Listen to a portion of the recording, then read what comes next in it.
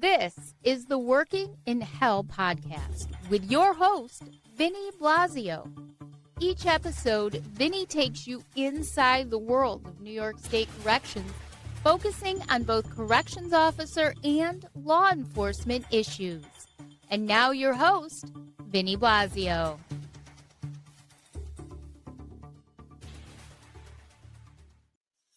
Hey, good day, everyone. My name is Vinny Blasio. We have a special guest today on this episode 24 of the Working in Hell podcast. And today is Monday, September 8, 2025. So that's being recorded in studio. And with me virtually, now we have Mr. David Washburn. Hello, Dave. Hey, Vinny. Thanks for having me again. I think this is my third podcast, and I really appreciate the opportunity to speak with you again. Thank you, sir. And it's always a pleasure to have you on here. And as we get into this episode, I just want to take a moment, as Dave reminded me, that we want to remember the Attica Riot Memorial is coming up, and the anniversary of the Attica Forgotten Victims ceremony is Saturday at the Attica grounds. I believe that's at 4:30. But we do have the remembrance of Attica. We keep those people in past, present in our prayers. So, Dave, how are you? Not too bad.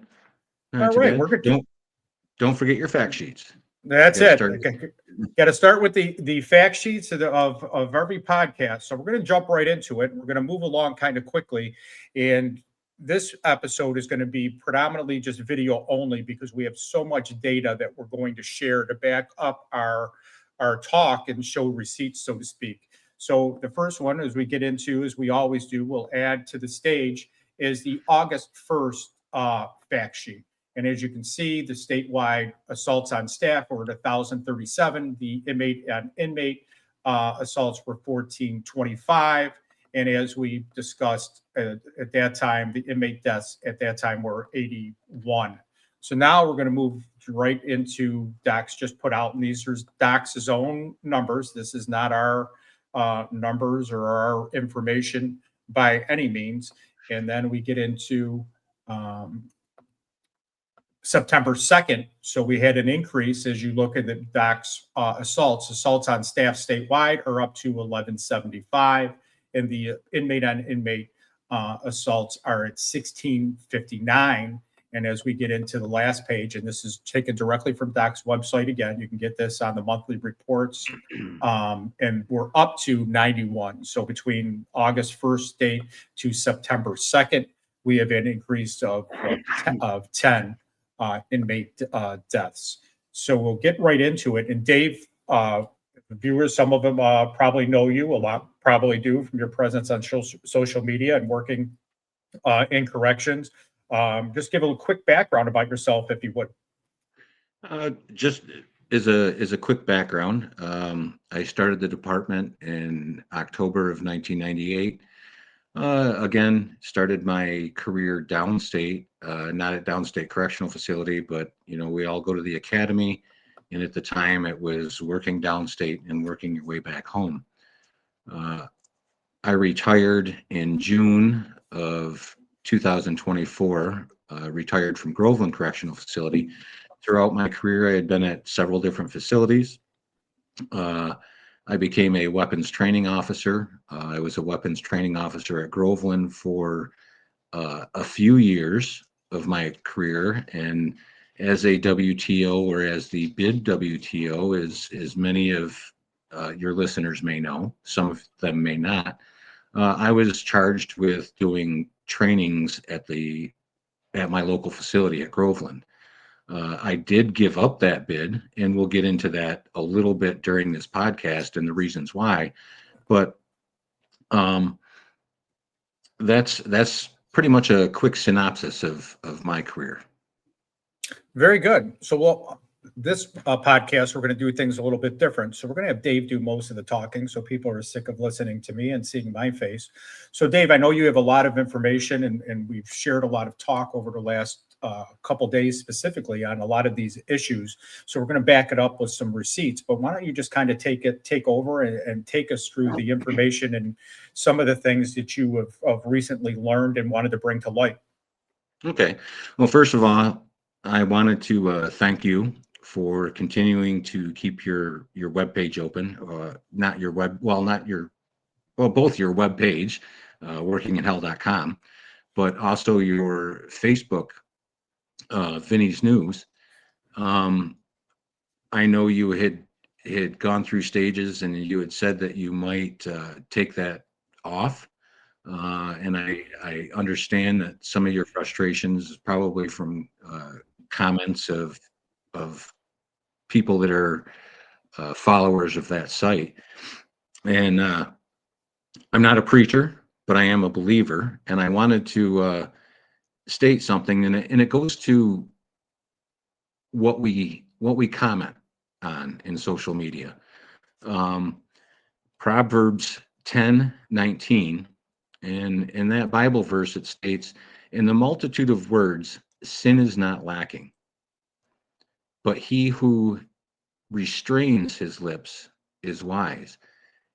And the meaning I take from that, and again, I'm not a minister, but what I take from that is oftentimes when we are quick to speak, when we jump out and say things or make comments,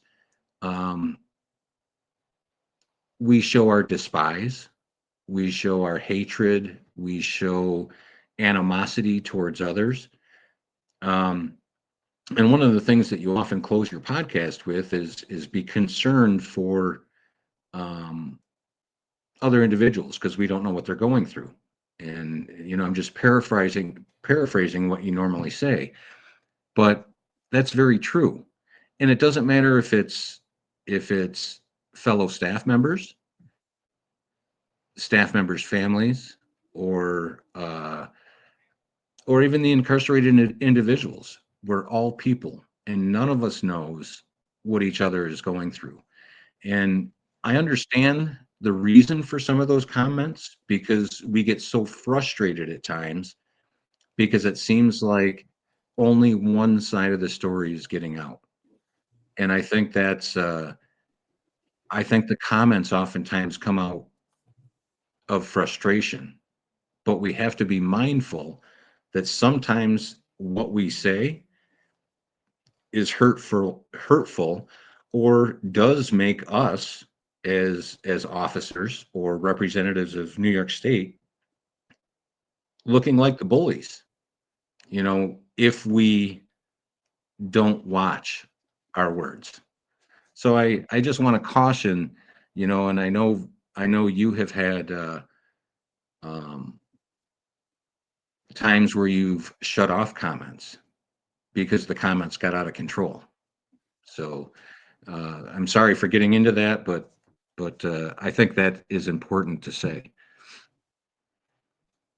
Yeah, I mean, there's a lot of frustration, and it boils over right, wrong, or indifferent. And people all have a First Amendment right to say what they will. But yeah, your point is well taken.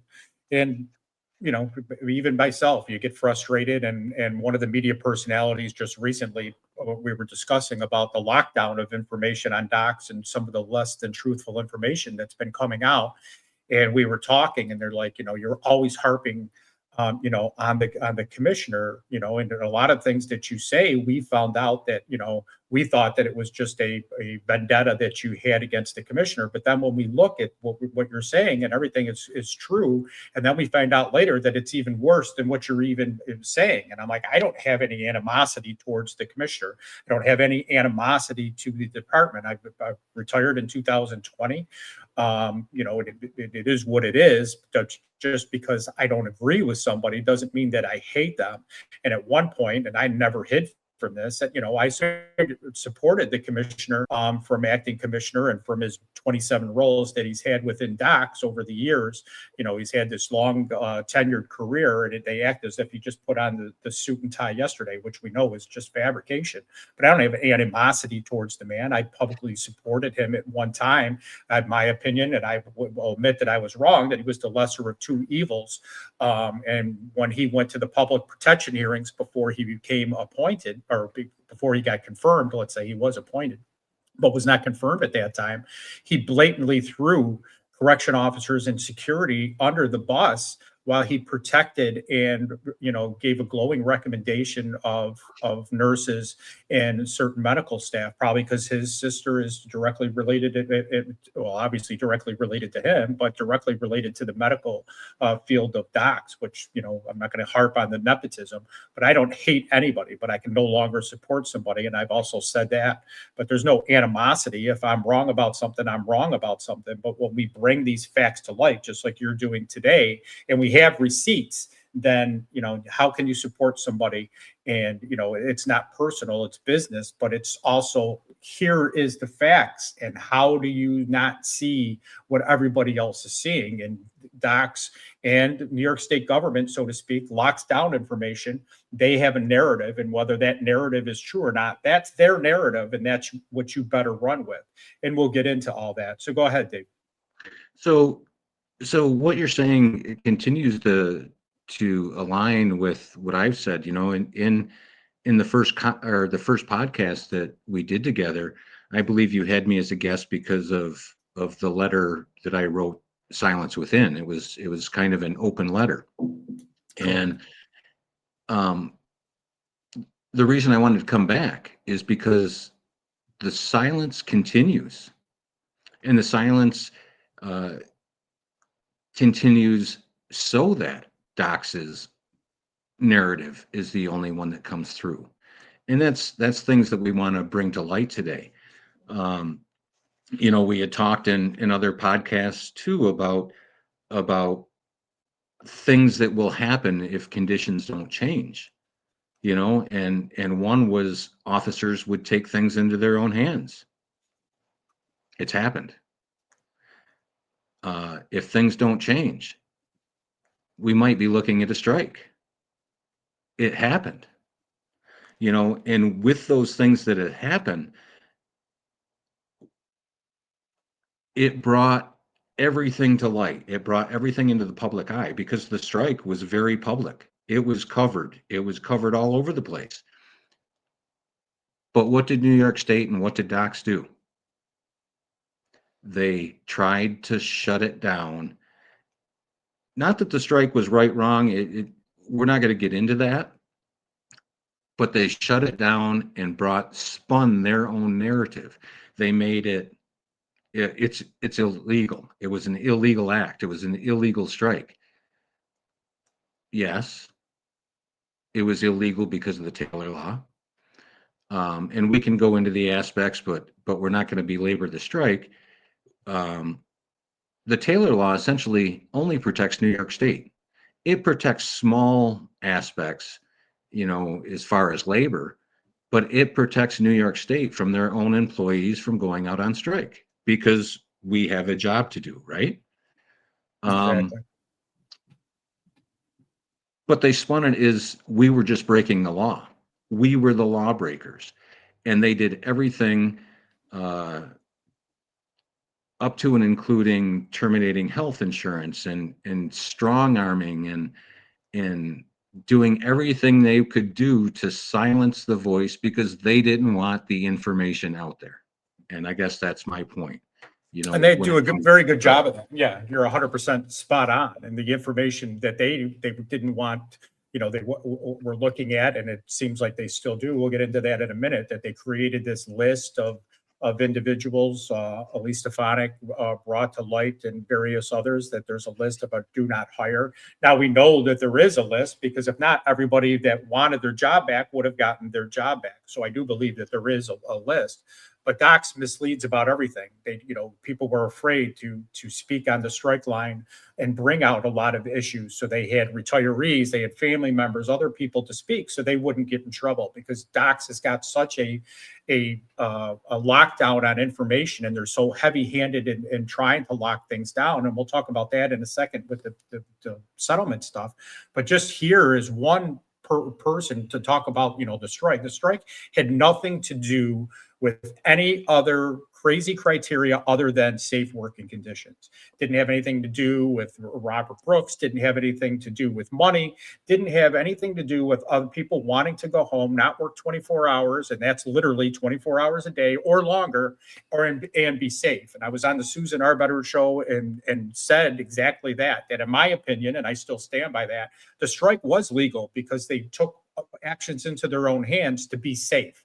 And that's the only reason. And all this other malarkey that the governor didn't know, and that, no one has told me, and that's not true, and all this other stuff that comes out of DOCCS and the governor's office is just not true. And just for facts, here's one that I brought up from the last podcast about the deputy commissioner now, but he was the superintendent at Marcy Correctional Facility. By the commissioner own mouth, Mr. Martuscello says that that wasn't the first time, and there seems to be a culture or whatever. Whether I believe that or not, which I probably don't believe everything that comes out of that man's mouth. But if that was true, how do you promote the superintendent from the Marcy Correctional Facility to become the deputy commissioner for correctional facilities? Here it is.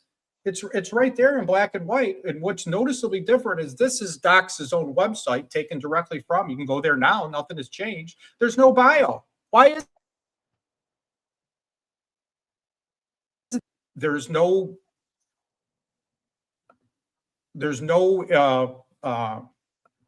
truthness coming out of DOCCS. Sorry about that. I kind of lost my internet for a second. And then you go into here and you look at the PIO, the public information officer for DOCCS, and you can see that his biography is clearly there as night as day. Now, why is that? Why is that? Because again, DOCCS is trying to hide something. I don't know why, they scapegoated two other acting superintendents and another superintendent, but yet this man gets promoted. And I don't know the man. I don't have any malice against him. It's just that DOCCS, again, they only want you to see or hear what they want you to do. And now that Mr. Martuscello's been out on this TV interview tour, a lot of the things, and I know you're going to touch on a lot of this, Dave, so I don't want to take your thunder, but a lot of this is proven to be incorrect. Wouldn't you say? Yes, I think so.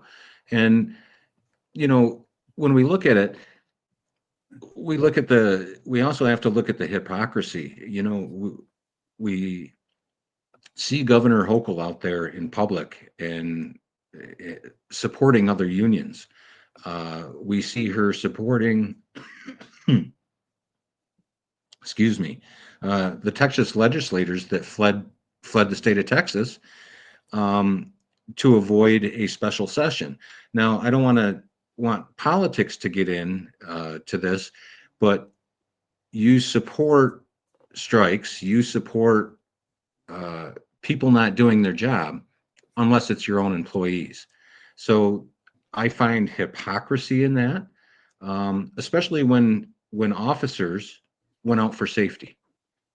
They went out for a quality of work-life balance. They went out because they were tired of working 16, 24-hour, 30-some-hour shifts, and quite honestly, conditions aren't any better now. But you support labor when it's not your own. And that's kind of and I added that to the screen. Shows a lot of hypocrisy. Yeah, here the governor is directly on the strike line with UAW, which she is quoted, and I believe it's on her website. I think I put that last podcast. She's there for the support to striking workers. She wants them to be able to get unemployment insurance, though she ripped it away from her own. She wants to make sure that there's safety, but yet when it comes to correction officers, there is no concern for safety. And while we're on that, we'll just take that one step further. And let me see, pull up the video, because she is here on the UA. Let me add this to the stage. Let's get this. There we go.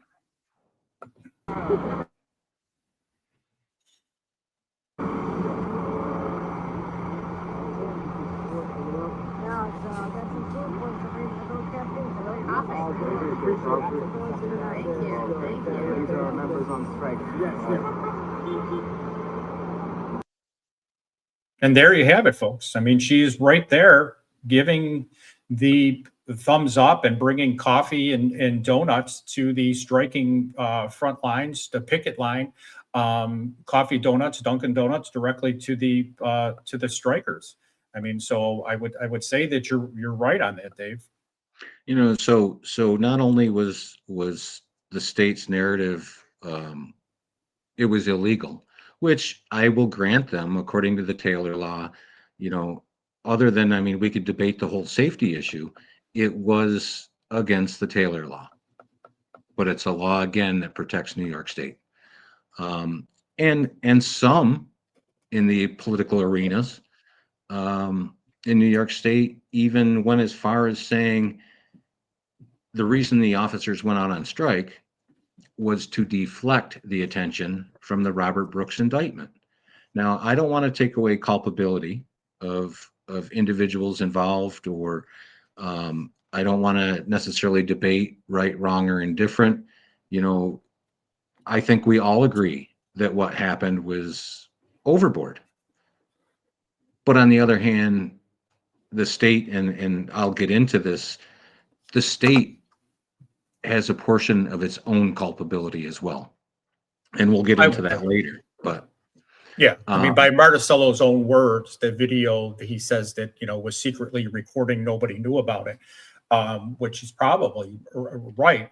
And whether that, you know, should give credence to bad actors or what have you. But the bottom line to that is, if Dan Martuscello is honest and tells his staff that that's secretly recording, a man's life would probably been saved. So Very I true. don't believe that he should escape any culpability. And if anything, other than his own testimony from other things, if proves that he's either he can't remember or he's been disingenuous, you know, is just downright mind blowing.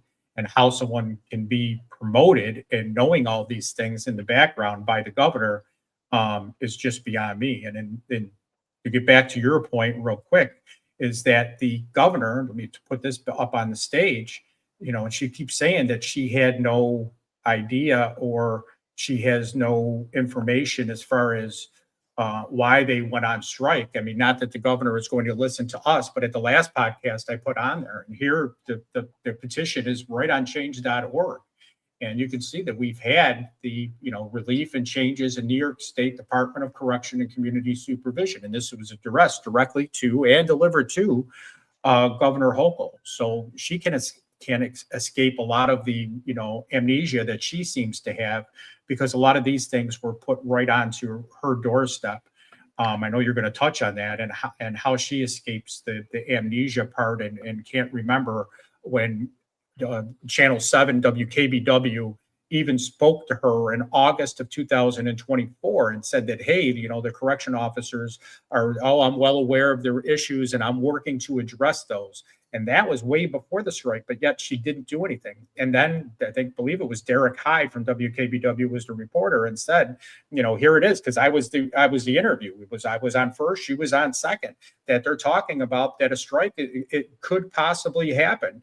And she's like, so she can't escape saying that she had no knowledge of the horrendous conditions in the correctional facility. Well, in the union, I know union officials had warned her too. You know, they, at least her office, you know, whether her staffers didn't tell her what, but her office was aware that things were imminently going to happen, you know, so she was aware. And we can go into reasons, but it was safety. It was safety. And Commissioner Martuscello's 70 was the new 30, or 70 was the new 100%, was the tipping point. You know, they had just voted no confidence. And unfortunately, with a leader having no confidence of any of his staff, what kind of leader is that? He's not going to be, he could, you know, he could be the world's best leader, but if he doesn't have the confidence, he's not going to be followed, and he's not going to be able to get done what he wants to get done. It'll all be forced, if you And will. that's a very good point. I mean, there was no confidence before the strike. There was no confidence during the strike, and there certainly is no confidence from his employees after the strike. And let's be honest, I mean, I'm in contact with some of his executive team members, or so to speak, in the leadership roles, and they don't have any confidence in him now, but they know how DOCCS is run. It's antiquated, tyrannical. And, so they run with an iron fist. So they, do as they say, so to speak. But anything can come. You're right. He could write a policy that was 100% great, but nobody is going to take that. And I don't see how a man with that skill set of turning people off can keep being the leader in that agency. So we want to move on, but to end the strike and to essentially silence, DOCCS ended up firing 2,000. And that goes into the blacklist and everything that Elise Stefanik is trying to bring up, but they continue to silence, and you just put it on screen. They continue to silence employees, or you put on the executive order, that have come back. So employees that were rehired or were brought back or grieved to come back their wrongful termination, they have to essentially sell their soul to the devil. Not to the devil, but to the department, to even come back. And the terms are pretty strict. Yeah, and we'll get into that real quickly, because the executive orders kind of go hand in hand with that, and we'll show the difference between the executive orders in a second, because it seems like the terms and conditions of those orders have morphed and changed.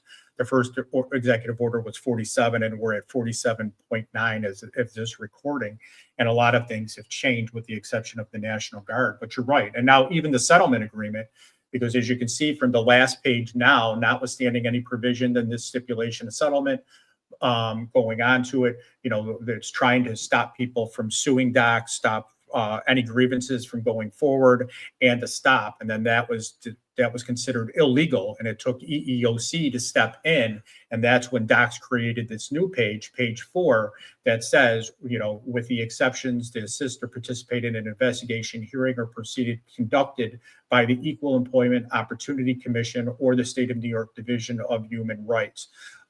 Or any other claims that cannot be waived by federal or state law. And that's very important, because when these first settlements started coming out, this was not in there. And it took people to go to the federal government and say, hey, they're illegal. Again, what DOCCS is doing is illegal because they're stopping us from using our federal rights. And you're right, when you get into the other aspects of it, from the page 1, the stipulation of settlement, the contract grievance, you're going to get out the revocation of health care. You touched on that. Just to go through this quickly, as we're running out of time, but you can see the difference, that the working conditions that they come back to. They're on a 3-year probation. They're talking about the disciplinary evaluation period, which to me is probation. Refrain from it's 36 months, as you see right here. Misconduct, you cannot do anything of alleged misconduct, which could be anything in DOCCS's mind, including but not limiting to mistreatment of incarcerated individuals, unauthorized absences or publications, including through social media, or disparaging comments about the state and its officers during such period. And you can touch on that right there, because again, by this settlement, they're trying to silence the people. They are trying to silence the people. And the way I read that, and correct me if I'm wrong, but the way I read that settlement is it's at DOCCS's discretion.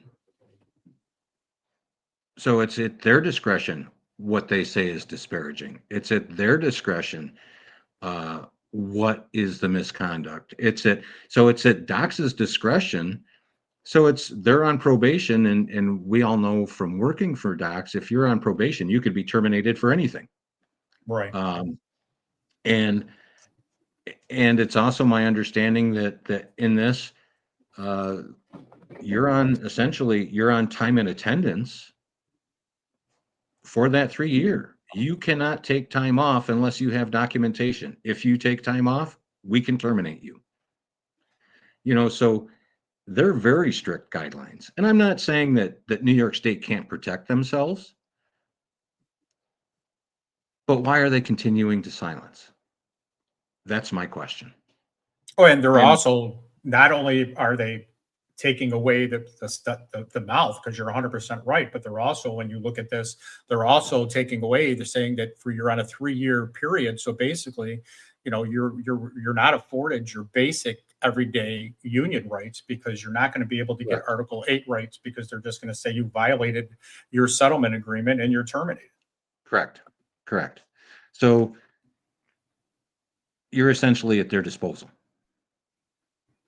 And this isn't the first time, because as we'll talk about, we'll go into it in a minute with some of these memos, DOCCS has had a hand in violating FMLA, violating people's rights. And when Elise Stefanik brought this on, and then I believe that was the cause of Mr. Martuscello to dance in all these TV interviews that he just did. And when asked about it, said that you're bringing everybody back, making them whole, and they're looking at it at a one-on-one case. But how you're looking at it a one-on-one case now, but why does it take all this time when it should have never been violated to begin with?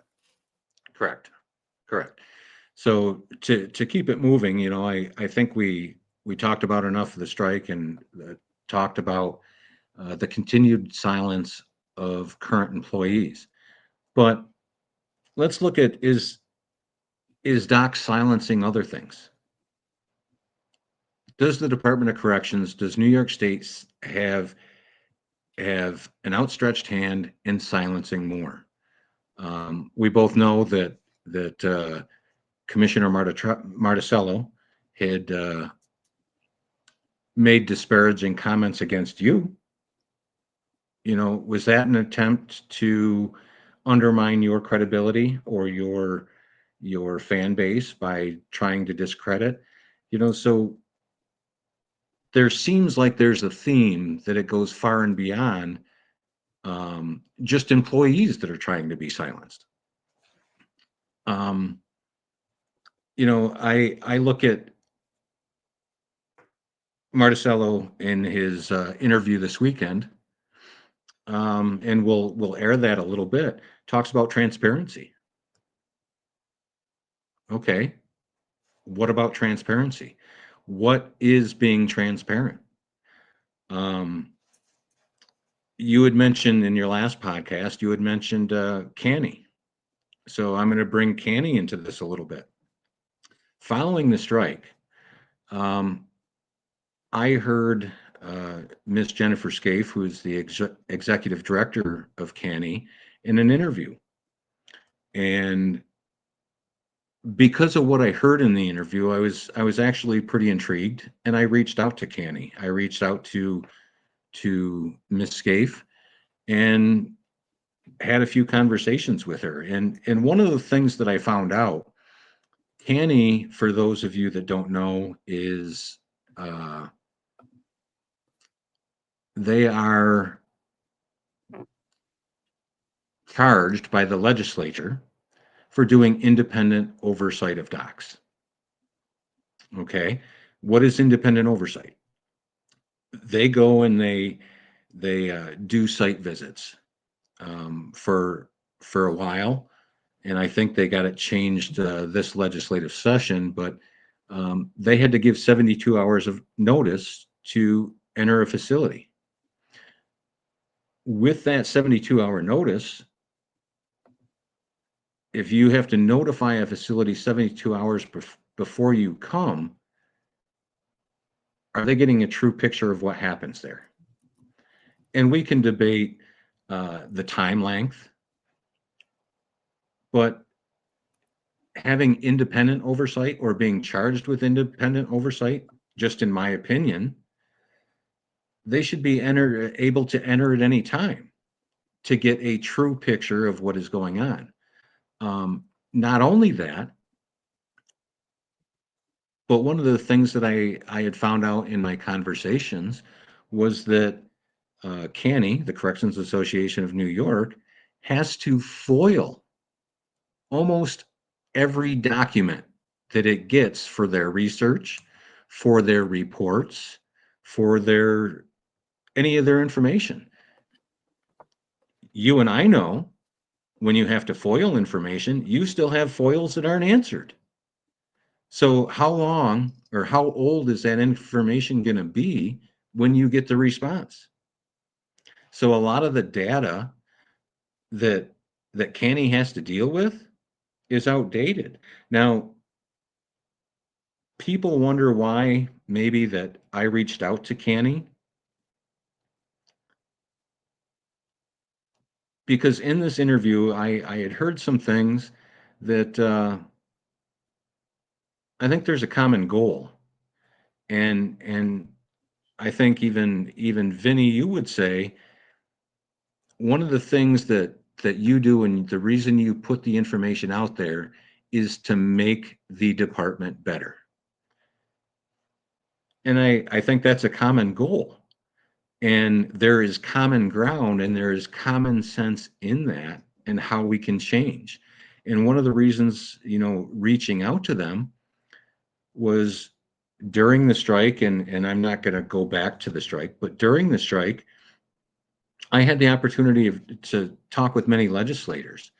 And it was interesting that there were many legislators, and it ended up being politically split, that would talk to us and would say, yes, we understand your concerns. Yes, we think things need to change, but I'm sorry, we can't help you because we don't have the power. And when you reach out to the right now, it's the Democrats, and I'm not trying to get politics involved, but you reach out to them and you hear crickets. You get a letter. Thank you for contacting us. We look forward to working with you. And you never hear another word. And I think you've had those experiences too. All too many, unfortunately. But that is the way that New York has unfortunately been the direction that it's headed, and the information stream just seems to stop. And the three men in a room, now it's two women and a man, being Governor Hochul, Andrea Stewart-Cousins, and Carl Heasties. That seems to be the news. So two women and a man in a room.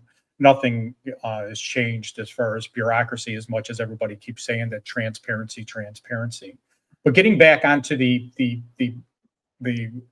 docs and the language and the untransparency, I would say, what do you think about the contract language that they're now using? So I think you could put it up. One of the things that was in the executive order, and this continues the silencing. So it says contractor shall not subcontract any portion of this work to any individual who was previously employed by the Department of Corrections and Community Supervision and participated, caused, instigated, encouraged, or condoned the 2025 illegal unlawful strike. So that essentially covers all contractors of New York State. At least the way I see it. And it would essentially, so if somebody wanted to work for, well, let's say CANY, or maybe they wanted to go to CANY and be involved in some of the oversight, let's just use them as an example. It essentially prohibits CANY from hiring anyone that is even currently employed at DOCCS. I mean, that's the way I see it, because anyone, let's narrow that down just a little bit. Not anyone employed at DOCCS, but any security person ranked correction officer to sergeant, because lieutenants didn't go out on strike. So a good portion, almost all of the security employees, corrections officers, sergeants, were out at some point or another during the strike. Right or wrong? Right, but they are back to work. And in that settlement that we just put up, I'm just trying to understand portions of this because I agree with portion and a portion of it I don't. It just, when you look at the settlement agreement, it says that you did not participate in an illegal strike. So if DOCCS is taking you back, you signed a settlement agreement, then to me that this wouldn't apply. That's just my own version of it. So, And anybody that's back would also say that, hey, I'm not on this so-called blacklist, and I'm back, and I'm okay now because, and we'll put up the executive order just so people know what I'm talking about. Is, to me, the executive order doesn't go into that type of contracting. It does get into the contractors. I do agree with that, but that to me, I think has more to do with procurement for services than it does anything else. But the other portion of it, I think your point is well taken when it gets into, the those that were out on strike, and that there's this list and that they're not going to be certified for DCJS. And as you look at this order, this is 47.4, the executive order, and it's much shorter. But when you look into 47.3, you can see that there's changes in the verbiage of this order. And I'll put up 47.3, and then for those that can, it's right on the governor's website. Department of Community Supervision shall, upon the separation of any employee, immediately investigate such employees' involvement in the illegal strike and unlawful strike pursuant to executive law, blah, blah, blah. So if any person, peace officer who is found to have participated in the illegal and unlawful strike as removal for cause, report any employee who is found to have participated in it, and it goes on and on. I'm not going to use the last 10 minutes of our time to go into that. But that part, I would agree on the executive order. But as far as getting into them into this blackball, I do believe there is a blackball list. I'll agree with that all day long.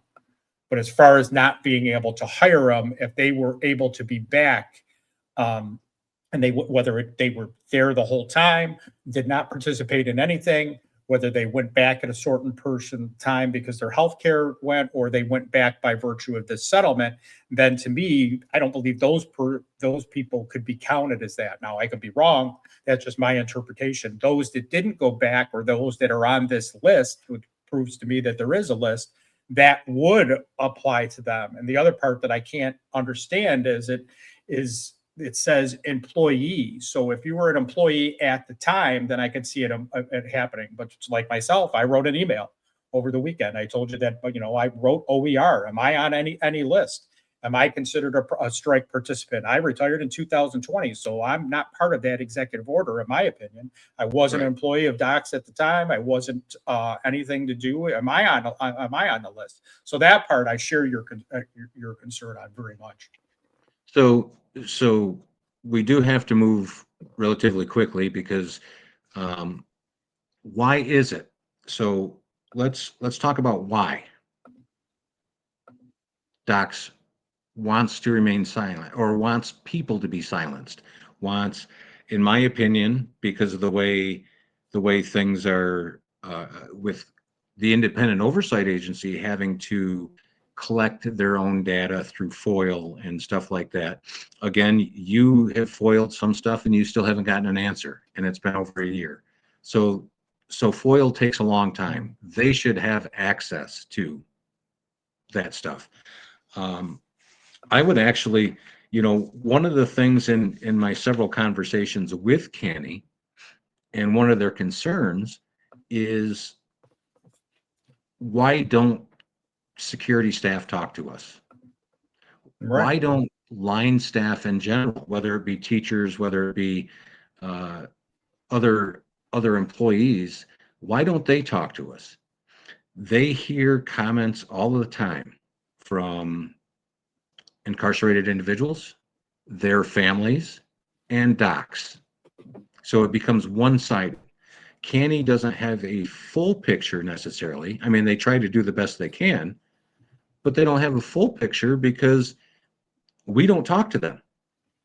Whether we're nervous, but we don't tell them our side of the story. And I think that has to happen more. I think people should talk to. And we're not going to agree on everything. But without the information, how can they make the system better? How can they make it better for any of us if they don't have the full picture? And you know, we got to get on to moving on to why DOCCS is continuing to keep things silent. You know, Well, the we look governor at, herself, I agree, just to get to your point, I mean, here's this. Today, establishing a policy barring the hiring of any individual continuing to strike into state positions. She has also recommended their removal from the registry of police and peace officers for cause, preventing them from being hired as a police or peace officer in New York State, both at the state and local levels. For now, the National Guard will remain in some supporting roles at the facilities. DOCCS says there will also be an aggressive recruiting effort to strengthen the department. I mean, there it is from NBC, just that alone, you could see that that's, you know, the governor has some type of vendetta, it would seem, against the correction officers. right. So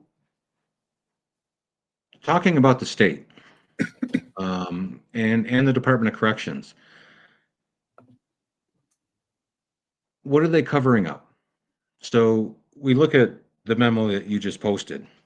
That was a memo that was received from a facility. I'm not going to go into detail. Well, it says right on there, Groveland.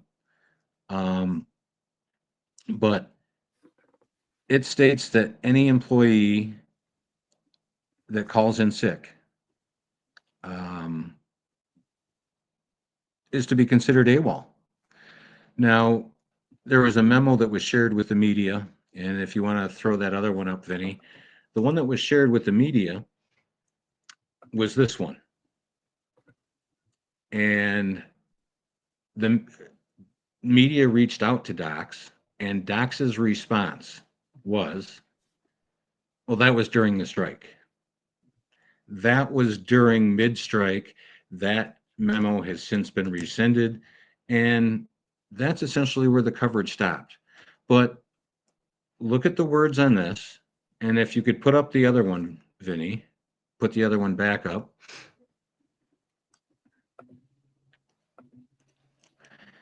Look at the date. Now, it's March hard to 15th. read.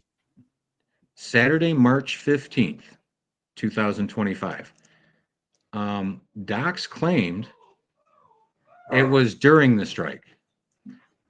March 15th was 5 days after the strike, and the state said the strike ended March 10th.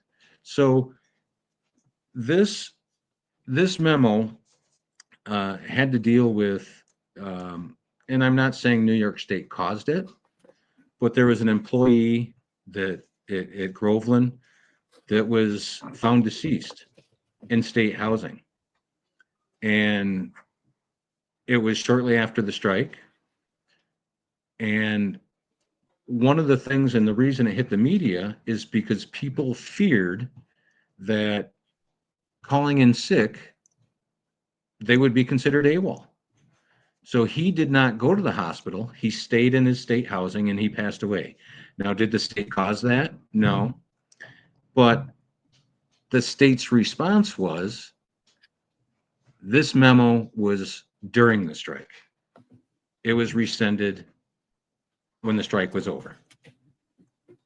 Well, fact, proof, March 15th is 5 days after the strike. So that's one small incident in DOCCS not being transparent or being dishonest. One small part.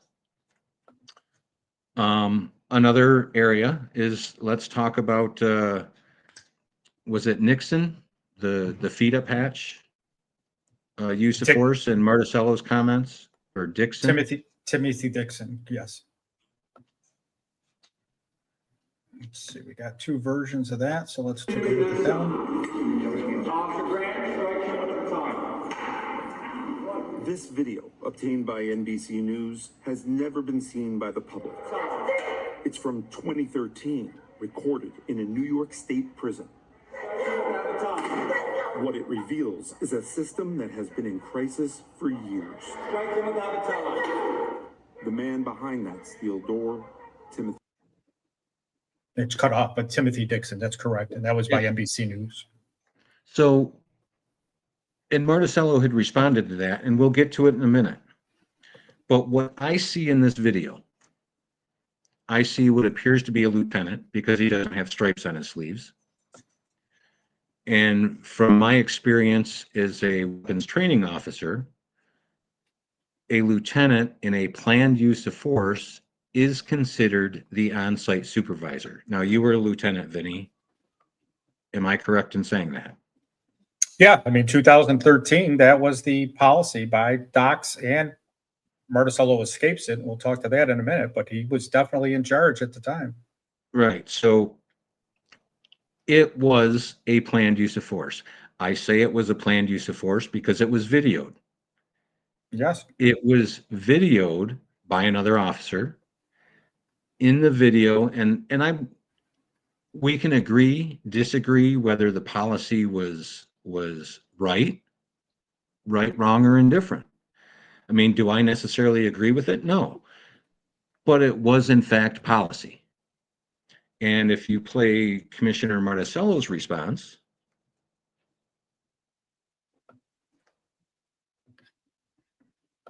Commissioner, about the 2013 video of Timothy Dixon. Obviously watching that is absolutely inappropriate. Definitely not happening today under our policies. Why does there need to be a regulation? So you look at his body language in that video, it was like, oh my God, I was just asked a tough question.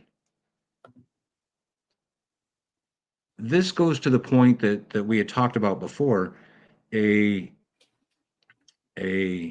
superior, a supervisor, a leader backing their employees. Now, do I agree with what happened on that video? You know, we don't have to necessarily go there. But the point is, it was in fact DOCCS policy. And for him to say it was inappropriate, that shouldn't have happened. Okay, is that your opinion, sir? Because at the time it was policy. So yes, policy has changed. And Well, that he is, was that he is was second not in a law. command. Right. Right. But he was second in command. If he wanted to change policy, he certainly had a lot more authority, or a lot more, or he was in a position to do so than you or I. So for Right. him to get on NBC and portray that, this is a big outrage to him, he's basically, and this is the part that absolutely infuriates me, because he's full of shit. I mean, you can't go on there, blame employees for everything, and then take like, oh my gosh, I have no culpability in any of this. And that's what this person does. Lies, cheats. It's through everything that comes out of his mouth. But it's disingenuous to the public, because if you would sit there and say, oh my God, this commissioner, he's really trying, but he's full of shit. He's a blatant liar, because if you wanted that change, you want to come after me. But at the same time, you have to take ownership of what you lived and what you had to abide by at the time. Whether he agreed with it or not, he did nothing to change it. So he's full of shit. Right. And I think that's part of the problem. And that's part of the reason for the continued silence. So DOCCS can continue, and New York State can continue to spin its own narrative. And that's some of the stuff I wanted to bring to light. Now, do I have the policy in front of me that says it was policy? No. But I know it was policy because that's how a use of force was filmed. A planned use of force was filmed that way. Now, he can disagree with it, just like you said. He can disagree with it, and we know today that policy has changed. And it's probably because of the lawsuit brought on by Timothy Dixon, which the state it sounds like it's going to settle soon. But don't claim that it wasn't policy. He put that in that NBC interview right back on staff. That was inappropriate. That's not going to happen under our watch. Well, he was the way part of that was that watch. done. What's that? He was part of that watch. So for him to Yeah. say that that's not going to happen under my watch is disingenuous because he was part of that watch. Right. He was on the executive team. Unlike everybody else, his bio was on the website. Right. So the big thing, and this is the aha moment that this podcast, I think, builds up to. And some of it might be boring, but let's look at the, many of you probably don't know, but in 2015, the New York State Department of Corrections entered into a settlement agreement with Leroy Peoples et al. And essentially what that was the shoe settlement agreement. It's what preceded HALT. This is a lawsuit settlement that preceded HALT that had a lot of things to do with the SHUs and how they were run, and talking about limiting time for people over the age of 55 and under the age of 21. But in that lawsuit settlement, and one of the reasons I gave up my bid is WTO, was because of things that were happening in training. And in this lawsuit settlement, if you were to scroll to page 47, again, it's at the bottom of the actual lawsuit page, or the paper pages.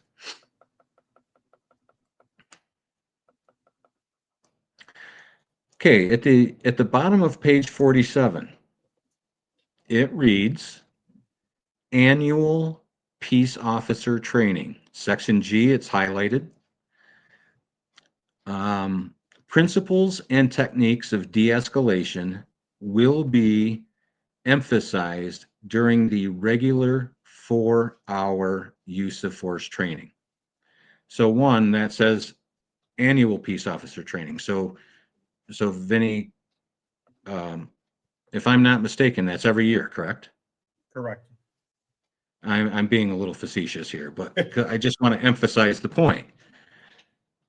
And it says how many hours per year? And that's a regular 4 hours of use of force training. Okay.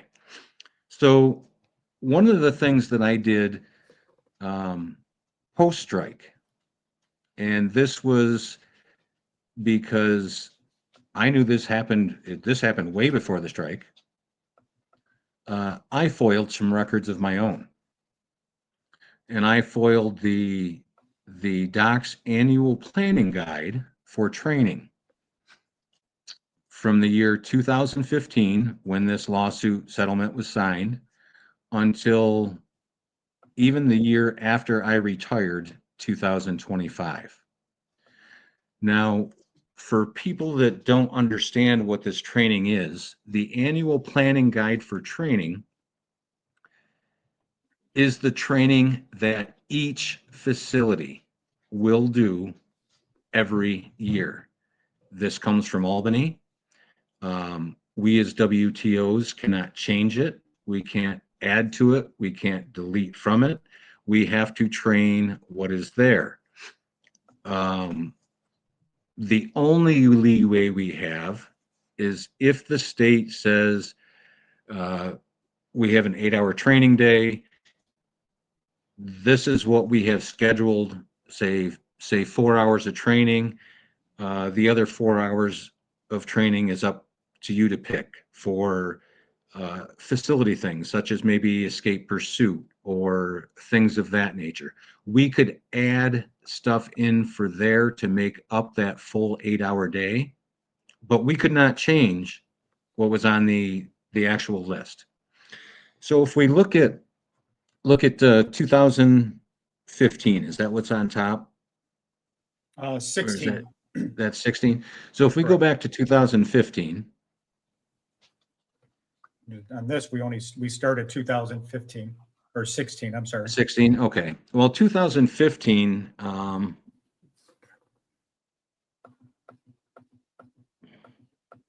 thought we had 15 in there, maybe not. But 2015, or is it 2016 that says there's 3 years of use of force, or 3 hours?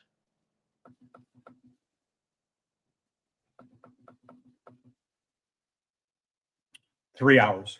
Okay, so 2016, there was 3 hours use of force. Right, Now, middle column. that is still an hour shy of that 4 hours. But I'll give DOCCS credit. You know, they did 3 hours that year.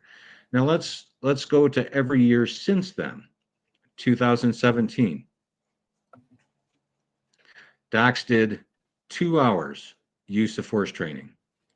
Now, I will say that in use of force, we do cover some de-escalation.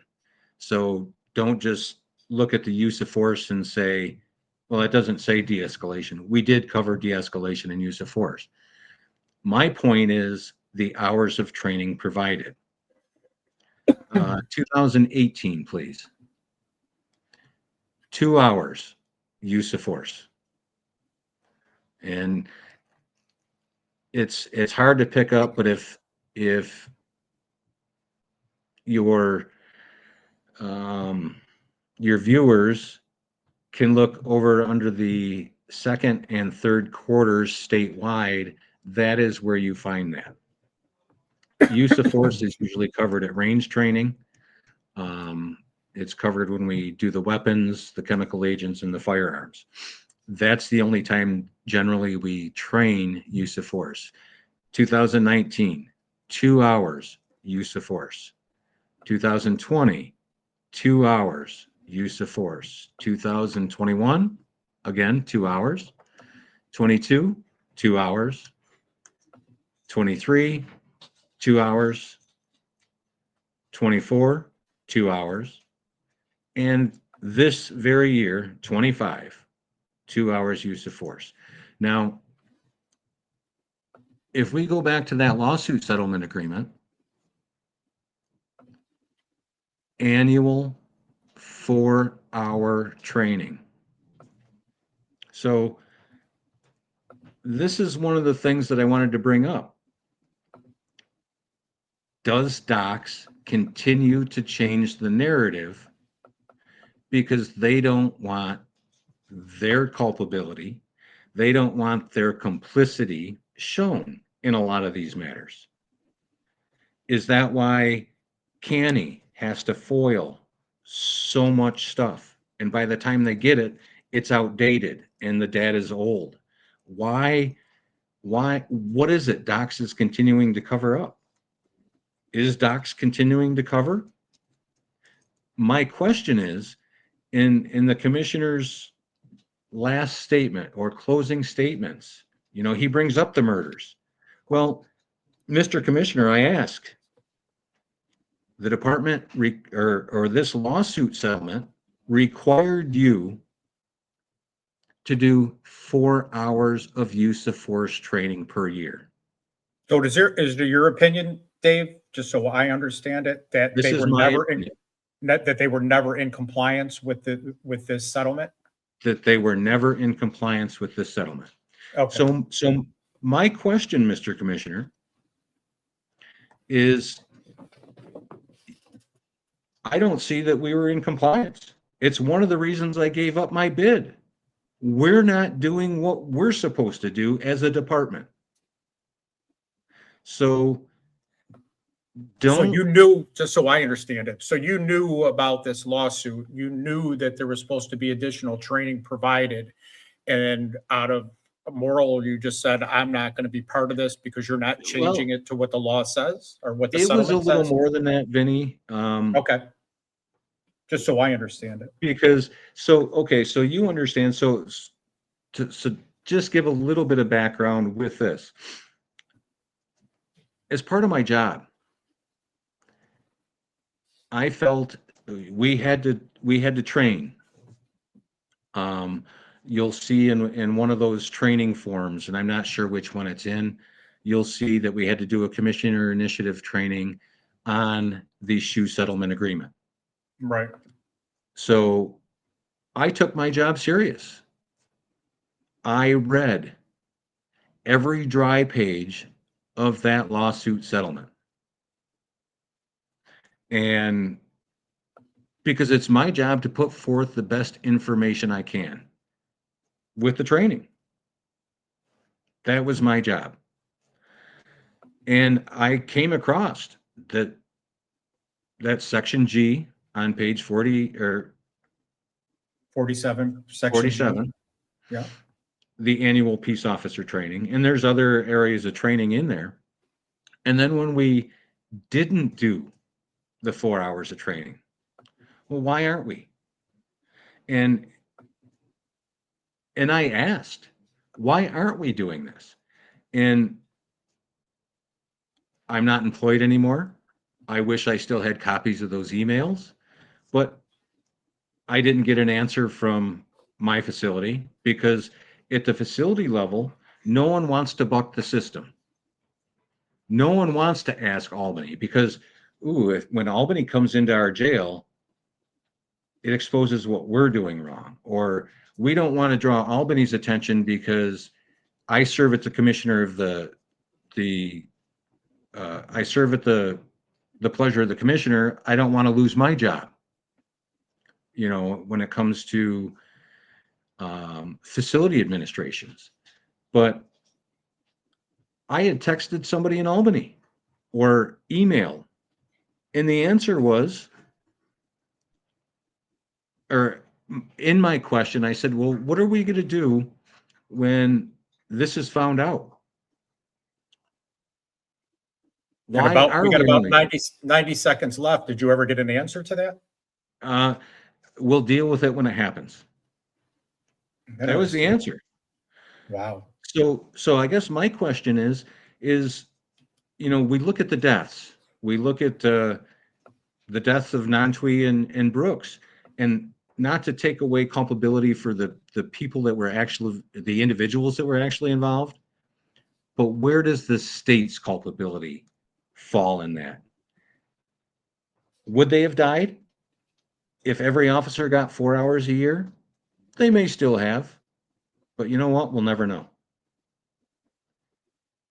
And this is one of the biggest things that I wanted to bring out was New York State doesn't even do what they're supposed to do.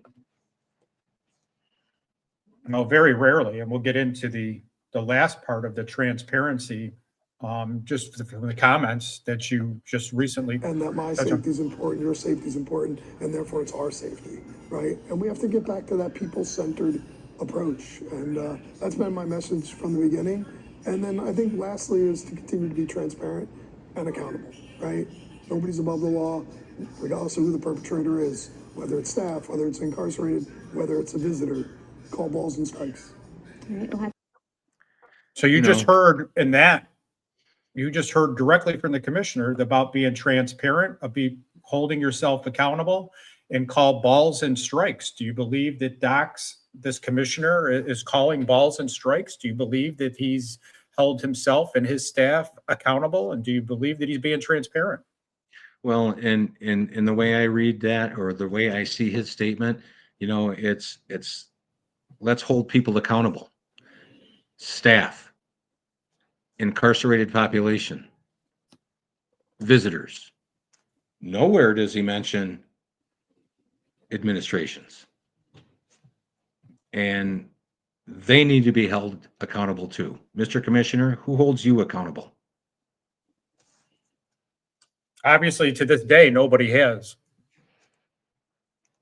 So, that's the big thing. And I know it's hard to read, when some of those documents, but DOCCS only provided 2 hours use of force training per year. And in the lawsuit, it said 4 hours. I mean, to me, it's in black and white. It's clear. the department has culpability as well. I think they have a lot of culpability. And in closing, is there anything that you'd like to say before we wrap this up, Dave? Well, I thank you again for having me. I think it's important to highlight some of the reasons, at least I feel, that the department continues to keep people silent. That I can only speak for myself, but that's my opinion. The department keeps the silence, so only their narrative is heard. And that And I seems think to be a growing sentiment. You've been saying that all along. Yeah, well, we'll wrap this up. We're not into an hour and 15 minutes, so we went a little bit over than what we traditionally do, but we'll have Dave on again to get into a lot of this stuff. And thanks, Dave, for bringing the receipts and a lot of this information to light, because that's a lot of this information I have not seen before or heard before. The contractor, the 2 hours to 4 hour use of force, and the settlement agreement that DOCCS was never in compliance with. A lot of this information is new to me, and we'll see how that shakes out. But like everything else, DOCCS holds you think you said it perfectly. DOCCS is the first one to hold everyone else accountable, but those in leadership positions are never held accountable. Well, thank you very much again, Vinny, for having me, and keep up the good work. And we'll be talking some more, I'm sure. All right. Well, thank you, Dave. It was a pleasure having you. And thank you, everyone, for listening. And God bless. And as we end every podcast, we like to say that, be kind. You never know what the person next to you is going through. Again, thanks, everyone. And God bless. Thanks again, Dave. Yeah. Take care, Vinny. Take care. You've been listening to the Working in Hell podcast with Vinny Blasio. Find this podcast on any of your favorite platforms like Audible, iHeart, and Spotify. And be sure to check out www.workinginhell.com for more information and important links. Thanks for listening, and we'll see you next time.